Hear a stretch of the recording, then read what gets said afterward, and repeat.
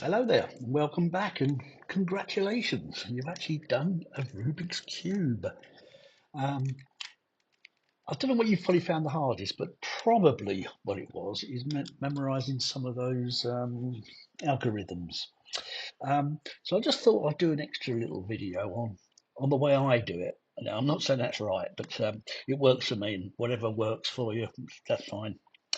Um, let's just go through them. I mean, the first one I think you can probably remember without having to have an algorithm or mnemonic. Um, and I just use fur earth. It works, FUR, URF. The first three are clockwise, the next three are anti-clockwise. I think that's fairly simple. But the first real algorithm we did, and that was really to get the yellow corners, the yellow upside. And that was a little bit harder where the algorithms there, it's RU, anti-R, UR, UU, anti-R. Um, but what I tend to do, rather than do anti-Rs, I just put AR. Um, and so that became RUAR, UR. And also instead of UU, upper, it's it's quite hard to find acronyms for UU, so I tend to use top, same thing, isn't it? Top, and then AR. Now I asked ChatGPT um, if they could come up with a good one, an acronym for that, and they came up with, I've got it written down here: robots under a rainbow use red ties to attack rabbits, and I think that's quite a good one. Yeah, quite like that. Unless you can think of something better. If you can think of something better, please let us know. It'd be fun to see what you can come up with. Um, the second one, and these are getting sort of longer, was turning the yellow corners. And that was anti-R, F, anti-R, BBR, anti-F, anti-R, BBRR. So again, I'll put A's for where it says anti. In fact, there's no U's in that one, so we didn't have to use the top. And it came out with that arf, arm, braff, bar, bra. I mean, you might be able to remember it like that, but I certainly couldn't. So again, I asked ChatGPT what they thought. And they come up with a really fat alien ran barking because rabbits ate fish and rice, but bears ran right. I'm not quite convinced on that one. Not quite convinced. I'll tell you the power, a little story about the power of mnemonics and the way to remember things is when I was at school 56 years ago. Um, I remember being in physics, and the formula was for resonant frequency, and the formula was um, one divided by square root of two. No, sorry, start again. One over root two. I'm trying not to do it the way I'm going to do it in a minute. One over 2 pi root LC. That's right. That's the formula. That's the formula. And again, I couldn't remember it. So I finally came up with 1/2 pi root LC is the resonant frequency.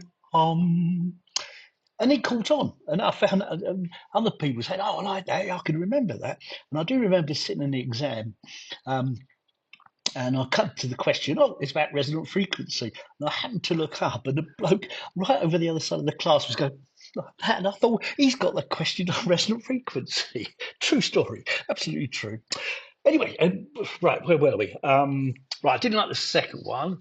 Um, yeah, see how we get on with that one. The last one is for the moving the yellow corners. Sorry, yellow edges, the final one. And as I said, that's L squared, and then it's either anti-U or U, depending on if you want it clockwise or anti-clockwise.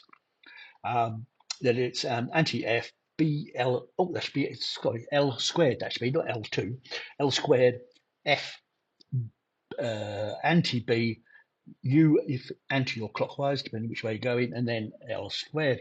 Um, so I converted that into the way I did it, and I left off the anti U because I thought if I learn the U, it's two less letters, isn't it? So it's come out L L U A F B L L F A B U L. And there's a bull at the end, so maybe you can come up with a good acronym using that bull at the end or something.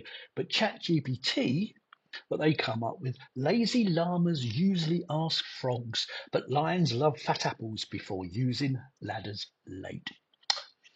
Again, could you come up with something better? I mean, when I asked it, you come up with quite a few, and I picked the best one out. But you could say, "Oh, have you got any more?" And you might find one that's personal to you, and I think that's quite important. Yeah, things you remember for some stupid reason, you remember it. Okay, but that's it. That's it. The Rubik's cube's been solved. Um, Hopefully now, if you can learn those mnemonics, you'll be able to do a Rubik cube without doing notes or coming back on the videos to sort of check things out.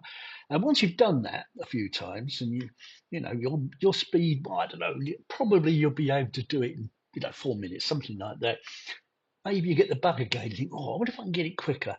There's loads of sites out there on YouTube, etc., showing all these marvelous algorithms. But there's so many of them. And for me, I've got it down. I'm under 2 minutes. I can do it, and I think that's it. I think I'll leave it there. I've got lots of other ones to do. These 4x4s, 5x5s, and all those. So I think that's probably it. I think we call it a day there. And I'm going to start a new series of videos, but I don't know what yet. I'll come to me tomorrow, maybe. All right. Well, best wishes and enjoy yourself.